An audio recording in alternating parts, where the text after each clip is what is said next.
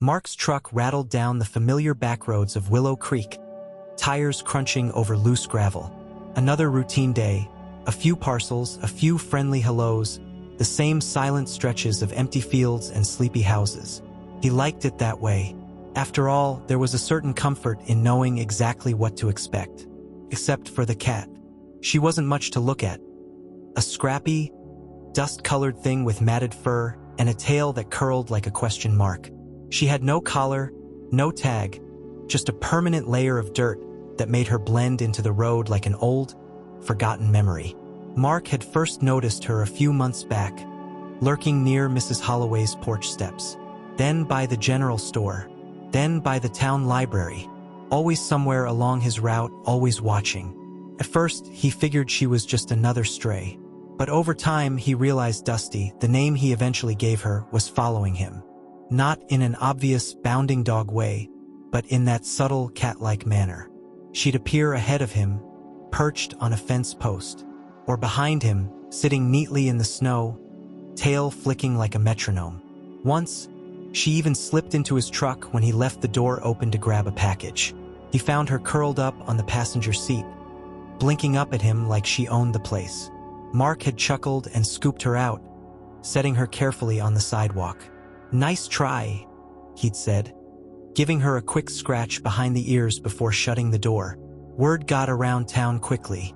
Willow Creek wasn't the kind of place where things went unnoticed. Folks started teasing him about his delivery assistant. Even old Mr. Jennings at the gas station said, "Looks like you got yourself a co-pilot, Mark." He brushed it off with a laugh, but deep down, he didn't mind Dusty's company. It was nice, in a quiet sort of way, to have someone waiting for him. Mark wasn't lonely. At least that's what he told himself. He had his truck, his route, and his small apartment above the bakery. He had routine, and routine was good. Routine didn't leave you, didn't surprise you, didn't let you down. Dusty, he figured, fit right into that rhythm. Just another part of his day, another thing he could count on. On one cold November afternoon, as the first hints of winter whispered through the bare trees, Mark pulled into the town square to drop off a package at the library. As usual, Dusty was there, perched on the stone wall, her fur puffed up against the biting wind. "Persistent little thing," Mark muttered as he stepped out. Dusty meowed, a raspy, scratchy sound, and hopped down, trotting after him with surprising determination. She waited patiently by the door while he made his delivery, then trotted alongside him back to the truck, her small paw prints dotting the light dusting of snow on the pavement. Mark opened the driver's side door and looked down at her. "You're not riding shotgun today either," he said, but the corners of his mouth twitched into a smile. Dusty flicked her tail and sat down stubbornly. "You're something else," Mark chuckled. He reached down, gave her a quick scratch under the chin, and, unable to resist, broke a piece of jerky from his lunch to toss to her before climbing into the truck. As he drove away, he glanced in the side mirror. Dusty sat there in the road, a little puff of determination against the growing wind. That night, as Mark sat in his apartment nursing a mug of instant coffee, he found himself wondering where Dusty went when she wasn't tailing him. Somewhere warm? Somewhere safe? He pictured her huddled under a porch or tucked between garbage cans, the cold seeping into her thin frame. The thought sat heavy on his chest. He shook it off. Dusty was a tough one. She didn't need anyone. But as he turned in for the night, pulling the blankets up against the drafty window, he couldn't help but hope he'd see that dusty little shadow again tomorrow. And he would. Only next time, Dusty wouldn't just be following for company. She'd be trying to tell him something much, much bigger. The next morning, the streets of Willow Creek lay under a thin, brittle sheet of ice, glinting like broken glass in the early sun. Mark tugged on his hat, bracing against the bite of the cold as he loaded parcels into the back of his truck. His breath clouded in front of him, and every movement felt slower in the sharp air. He wasn't surprised when he saw her. A familiar dusty blur perched atop a stack of crates near the post office. Dusty's tail flicked lazily as she watched him with unblinking eyes. "Morning trouble," Mark said under his breath, tossing a light package into the truck. He made a show of ignoring her, but he was smiling all the same. As Mark pulled out onto the main street, he spotted Dusty darting through alleyways, keeping pace with his route like it was the most natural thing in the world. Every time he stopped, there she was, sitting outside Murphy's grocery, lounging near the barber shop, even sneaking under his truck while he made deliveries. She didn't get in the way. She simply existed at the edges of his day, a steady, stubborn little presence. By noon, it seemed like everyone had noticed. "Hey, Mark," called Mr. Wilson, waving a hand from behind the counter at the hardware store. "Better make that cat official. She's putting in more hours than you." Mark chuckled. "I'll have to talk to management. Not sure they allow four-legged employees." At the bakery, Lisa grinned as she passed him a cinnamon roll with his delivery receipt. "You know, Dusty's famous now. People are taking pictures. She's your little co-pilot." "Co-pilot, huh?" Mark repeated, amused. He glanced down to where Dusty was parked neatly beside the truck, tail curling in the air, watching the exchange with bored disinterest, like she knew everyone was talking about her and couldn't care less. Later, at the gas station, Mr. Jennings leaned out of the payment window, peering down at Dusty. "She's loyal," he said approvingly. "You don't find that much these days. I'd keep her if I were you." Mark only shook his head, but inside, a tiny ember of pride flickered to life. He didn't mind Dusty's company. In fact, he realized he'd started looking for her each morning, half expecting to see that dusty blur of fur tucked somewhere nearby.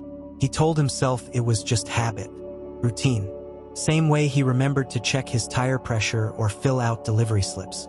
But part of him knew better.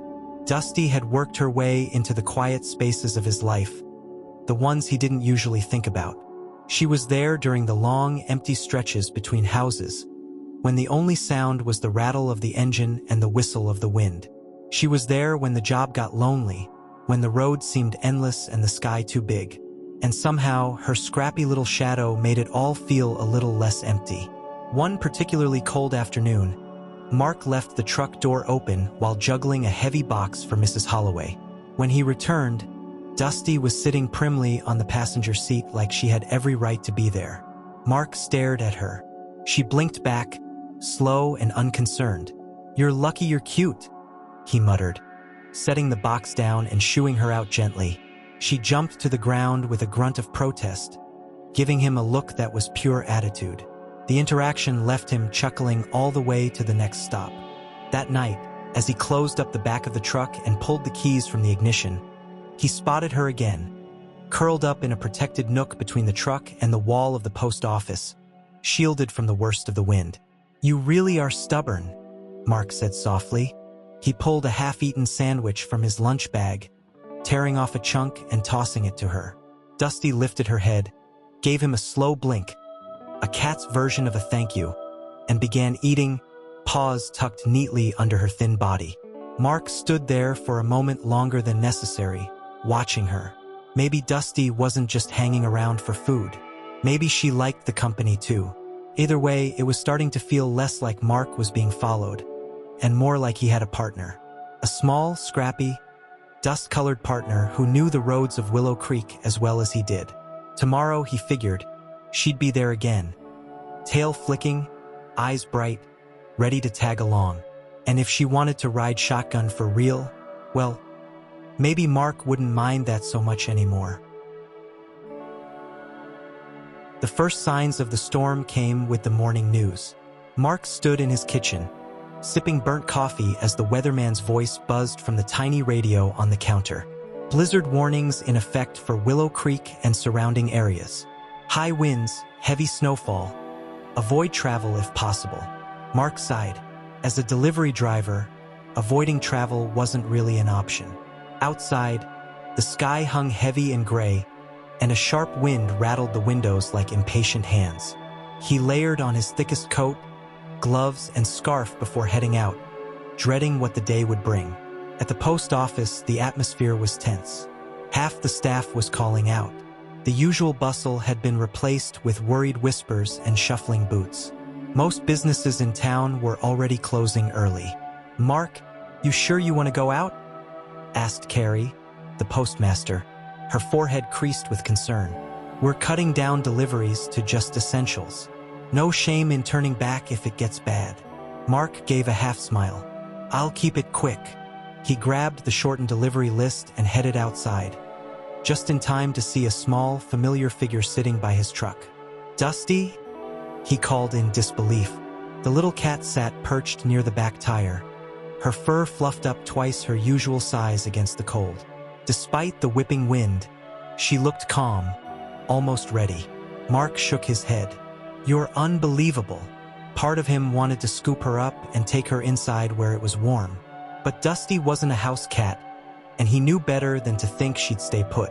Besides, something about the way she was looking at him, steady, almost insistent, gave him pause. "Fine," he muttered, opening the passenger door. "Co-pilot's seat is open." Without hesitation, Dusty leapt up into the truck, curling into a tight ball on the seat. Mark smiled despite the gnawing worry growing in his chest. She wasn't going to let him face this storm alone. As they pulled onto the main road, the first flakes started falling, small and fast, like tiny shards of glass slicing sideways through the air. Visibility dropped quickly. Mark drove slower than usual, wipers squeaking against the windshield, heart pounding a little harder with every mile. Houses that he passed every day now looked unfamiliar, blurred by the heavy white curtains settling over everything. People had heeded the warnings.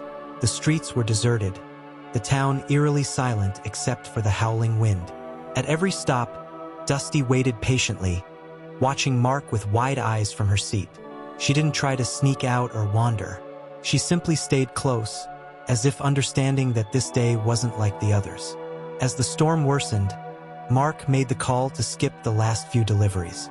Safety wasn't a suggestion anymore, it was necessary. He turned the truck toward home, gripping the wheel tightly, trying to ignore the way the tires skidded on the slick roads. But halfway there, Dusty suddenly sat bolt upright. Mark glanced at her. "What's wrong, girl?"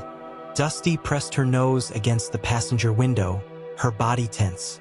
Then she let out a sharp meow, loud and urgent. Mark frowned. "You see something?" Dusty pawed at the glass, her tail lashing. Then she turned those bright eyes on him and meowed again. A different kind of sound, almost pleading. The storm was thick around them, but something in Dusty's behavior sent a chill down Mark's spine that had nothing to do with the weather. Against his better judgment, he slowed the truck, peering through the blowing snow. There, just barely visible through the white haze, was a narrow, unplowed side road he didn't recognize. Dusty meowed again, more desperate. Mark hesitated. Every rule he knew told him not to stray off the main path during a storm. But Dusty was insistent, her small body vibrating with urgency. Mark exhaled, tapping the steering wheel with nervous fingers. "All right," he muttered. "All right, Dusty.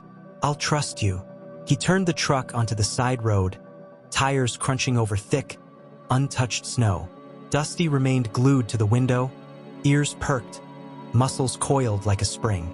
Something was out there, and Mark had the uneasy sense that Dusty somehow knew exactly what it was. The truck's tires crunched deeper into the snow as Mark navigated the narrow, unfamiliar side road. The storm thickened, turning the world into a swirling mass of white. Wipers struggled against the buildup of ice, and the dashboard heater rattled weakly, doing little to fight the creeping cold. Dusty wasn't sitting quietly anymore.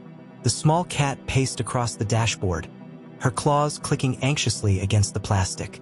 She meowed again, sharp, urgent, then leapt onto the passenger door, pawing frantically at the window. "Easy girl," Mark said, glancing around at the endless blur of snow. "What are you trying to show me?" But Dusty wouldn't stop. Her small body pressed against the window, tail lashing like a whip. She scratched again, sending tiny squeaks of protest into the cold air. Mark's gut twisted. Something was wrong, really wrong. He slowed the truck even more, crawling forward at a snail's pace. His headlights barely pierced the blizzard ahead. Every few feet, he had to squint and search for any clue that Dusty wasn't leading him into nothingness. The road narrowed further until it barely looked like a road at all. Mark's hands tightened on the wheel. His instincts screamed to turn around, but Dusty's behavior kept pulling him forward. A flicker of movement caught his eye. Off to the side, half buried in a snowbank, something metallic glinted in the faint beam of the headlights. Mark slammed the brakes, heart hammering. "What the?"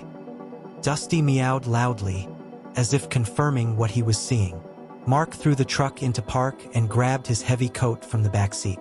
"Stay here," he told Dusty, though he already knew she wouldn't listen. He stumbled out into the storm, boots sinking deep into the drifts. The wind howled around him, slicing through every layer of clothing. Squinting through the blinding snow, he staggered toward the metal glint. It was a car, half buried, nearly invisible from the road. Mark's stomach dropped. He rushed to the driver's side and pounded on the window. Inside, slumped against the steering wheel, was an elderly woman, her face pale and unmoving. "Hey! Hey, Mom!" Mark yanked at the door handle. It was stuck, frozen shut. He braced his foot against the car and pulled with everything he had. The door gave way with a groan, and a blast of frigid air swirled into the car. The woman stirred slightly, a weak moan escaping her lips. "She's alive!" Mark breathed, relief flooding him. He reached in, gently shaking her shoulder. "Ma'am, can you hear me? You're gonna be okay." Behind him, Dusty's small form appeared, trudging bravely through the snow. She hopped up onto the car's hood, meowing softly, almost encouragingly. Mark wrapped the woman in the extra blanket he kept in the truck and carefully helped her out of the car. She was shivering violently but conscious enough to cling to him weakly.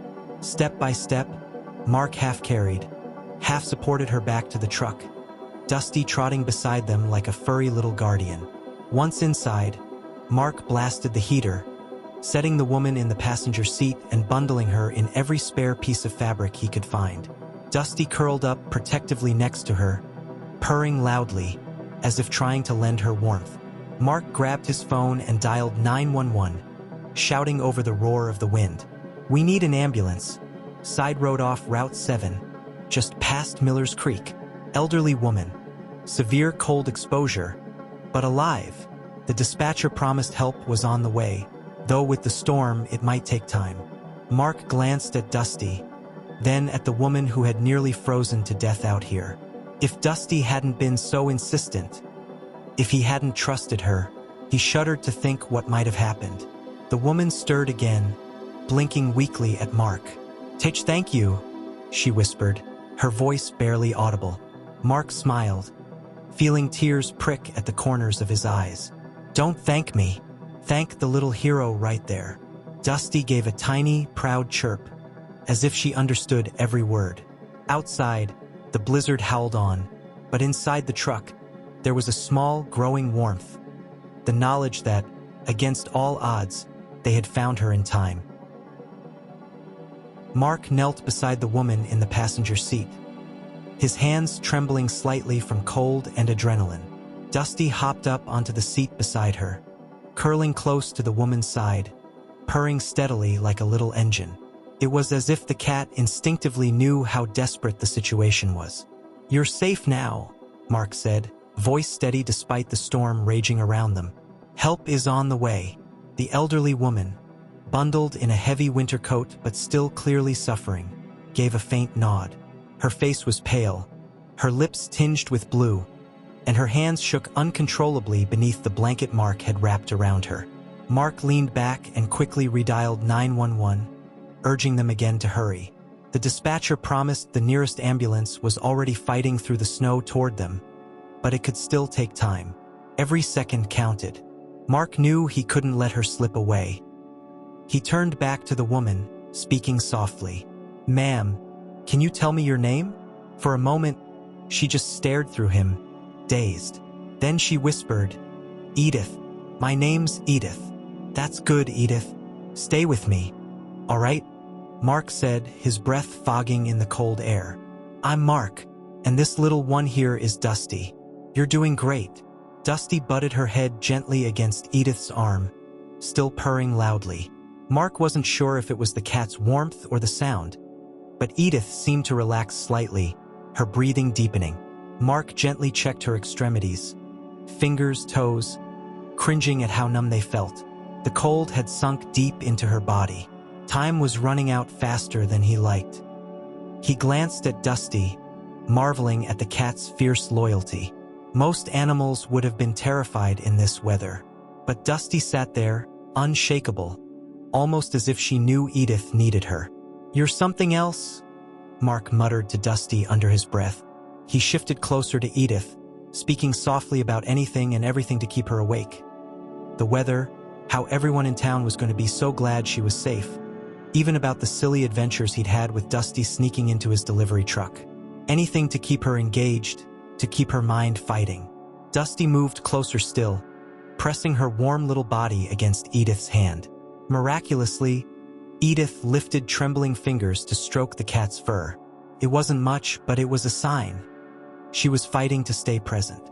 Minutes passed like hours. Finally, flashing red and blue lights cut through the swirling snow in the distance. Mark's heart soared with relief. He scrambled out into the storm, waving his arms frantically to guide them in.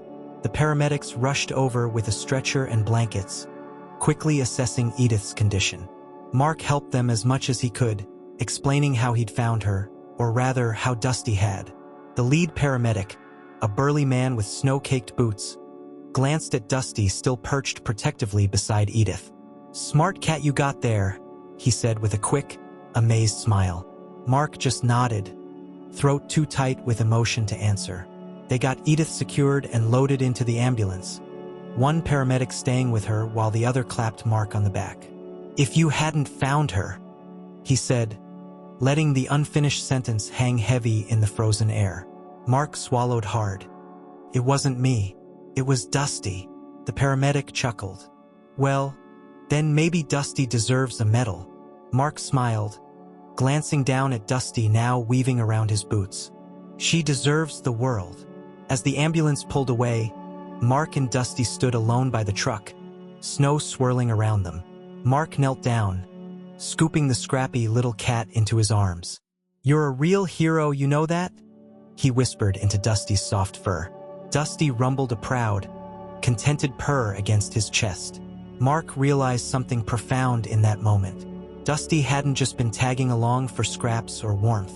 She had chosen him, trusted him, just as much as he had started trusting her. And tonight, that trust had saved a life. Mark tightened his grip around Dusty as he climbed back into the truck. The storm was still raging, but inside the cab, there was warmth. Not from the sputtering heater, but from the bond that had been forged through fear, courage, and unwavering loyalty. As he drove back toward town, Dusty curled contentedly in the passenger seat, her mission complete for now. Mark glanced at her and smiled. "Looks like you're stuck with me for good, Dusty." And for the first time in a long time, Mark didn't feel alone anymore. By morning, the storm had finally eased, leaving a heavy blanket of snow covering the town like a thick quilt. The streets were nearly silent, save for the occasional rumble of a snowplow clearing a path. But inside the small town's coffee shops, diners, and hardware stores, one story buzzed louder than the howling wind. Mark barely had time to warm up before his phone started ringing. "Mark, is it true?" came his neighbor's voice. "The stray cat, Dusty, found Edith?" Another call came seconds later, and then another. Word traveled fast in a small town, especially when it involved something as remarkable and heartwarming as a stray cat saving a life. By the time Mark arrived at the local cafe for a much-needed coffee, people were already waiting for him. Dusty, perched proudly on his shoulder like a tiny, furry guardian, soaked up the attention with the casual grace of someone used to being admired. "You're a hero, Mark," called out Mrs. Langley, the town librarian, waving from a booth.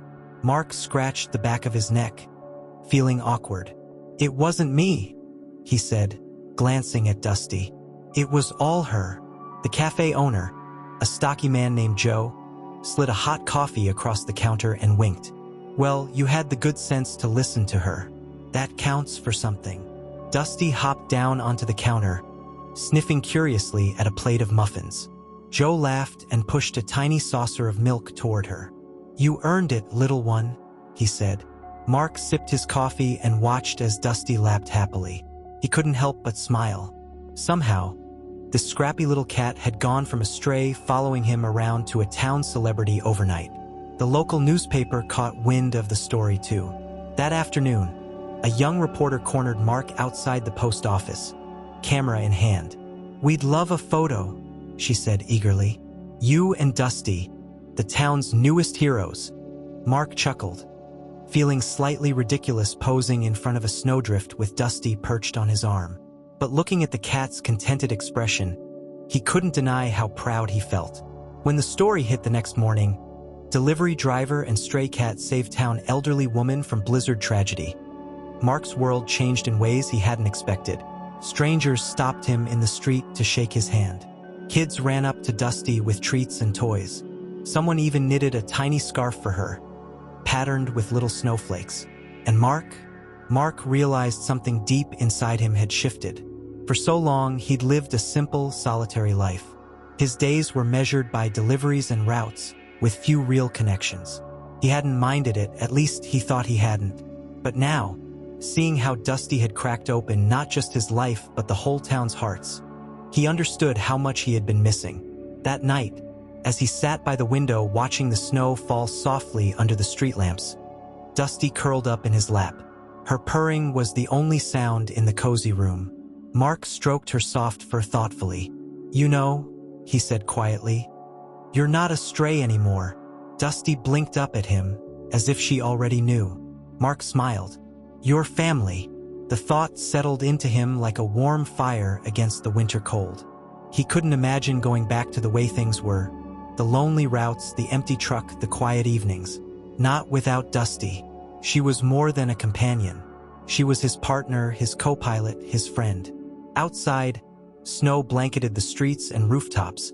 But inside Mark's heart, there was nothing but warmth. Tomorrow, he knew, there would be more deliveries, more neighbors wanting to hear the full story, more laughter when Dusty inevitably stole the spotlight. And he wouldn't trade it for anything in the world. The sun broke through the melting snow the next morning, casting long golden beams across the town. It felt like the whole world was waking up after the storm, and with it came a sense of celebration. Mark stood outside the town hall, Dusty perched proudly on his shoulder. The small square was buzzing with neighbors bundled in coats and scarves, all gathered for one very special reason. A handmade banner flapped above the entrance. "Thank you, Dusty." Mark shook his head in disbelief. Only in a town like this, he thought, could a stray cat earn herself a full ceremony.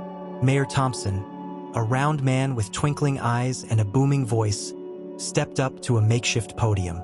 He cleared his throat, the microphone squeaking slightly. "Today, we gather to honor an extraordinary act of bravery," the mayor began.